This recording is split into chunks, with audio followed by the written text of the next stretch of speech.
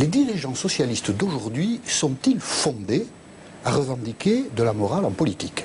La réponse est non. Et elle est contenue dans ce livre, la réponse. Ça, c'est un livre qui est sorti la semaine dernière. David Revaud-Dallon, journaliste à Libération, qui raconte la vie du Parti socialiste. Et alors le livre, on en parle beaucoup depuis la semaine dernière, en se projetant en 2012. Parce que dans le livre, il y a beaucoup d'épisodes qui concernent la rivalité Ségolène Royal, Martine Aubry, Dominique Strauss-Kahn. Mais les deux premiers chapitres ne parlent pas du futur, mais ils parlent d'un passé récent. Et du 21 novembre 2008, quand Martine Aubry, au terme d'un scrutin inouï, a été élue par les militants socialistes, première secrétaire du Parti socialiste. Ce livre raconte la fraude électorale à l'intérieur du Parti socialiste, raconte le trafic du suffrage universel à l'intérieur du Parti socialiste. Graves atteintes s'il en est, quand on fait de la politique, à la morale en politique. Alors ce livre raconte que dans l'Hérault, dans les Bouches-du-Rhône, en Guadeloupe, les militants socialistes ont triché en faveur de Ségolène Royal. Mais dans le Nord, dans le Pas-de-Calais, en Seine-Maritime, les militants socialistes ont triché en faveur de Martine Aubry. Et ça, on le savait. On le savait, ça a déjà été écrit, ça a déjà été dit. Et qu'est-ce qu'il apporte, ce livre? Eh bien, pour la première fois, ceux qui ont triché le reconnaissent. Mais alors, ils le reconnaissent avec humour, avec distance, avec cynisme. Regardez les citations, toutes puisées dans la page 38. Patrick Menucci.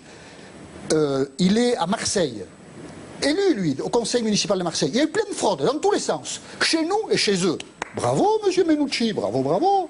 Guillaume Bachelet, Fabusien, il écrit les discours de Martine Aubry. Qu'est-ce qu'il dit, l'écrivain? Il dit ceci, page 38. Tout le monde a triché, comme toujours. Bravo, comme toujours, je trouve ça formidable. François Lamy, député de la République. Lui, il roule pour Aubry. Qu'est-ce qu'il dit? Il dit, la petite truande a eu lieu partout, truande contre truande. C'est pas glorieux, mais ça s'équilibre. Vous vous rendez compte un petit peu? Mais quand on lit ça, on se pose plein de questions. Il n'y a pas eu de sanctions au sein du Parti socialiste.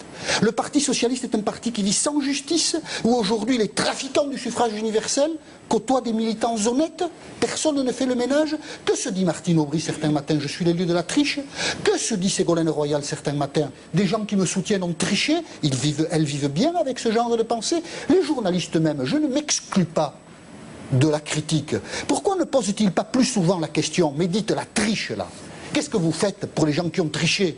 Vous les sanctionnez pas, vous les laissez dans votre parti, vous les supportez. Et puis qu'est-ce que c'est ce cynisme étalé? Qu'est-ce que ça veut dire sur la morale et le respect, le souci de la morale que l'on a? Alors on peut dénoncer les autres parce qu'il y a de quoi dire, mais il faut balayer aussi chez soi. Et j'en profite pour vous poser une question. Est-ce que ça vous dérange, ça? Je ne l'ai pas lu, le livre, je l'ai reçu ce matin en arrivant mais les citations, là. À Paris avant de vous rejoindre. Donc avant d'exprimer un point de vue, je vais vous le lire. Je vais d'abord le lire. Page 38, on a triché oui, comme non, toujours. D'accord. J'attends. C'est extrêmement agréable de voir que les journalistes de Libération, journal de gauche, aident de cette façon le Parti socialiste. Voilà. Pour le reste, pour ceux qui se sont exprimés, s'ils ont commis des actes délictueux, du point de vue du vote interne, hein, je veux dire pas délictueux, du point de vue de l'argent public, et s'ils le reconnaissent, alors ça veut dire qu'ils sont effectivement malhonnêtes, mais en plus bêtes. Est-ce que c'est une tradition? Bon, et moi je me suis efforcé d'être honnête à une autre époque, et si possible pas inintelligent.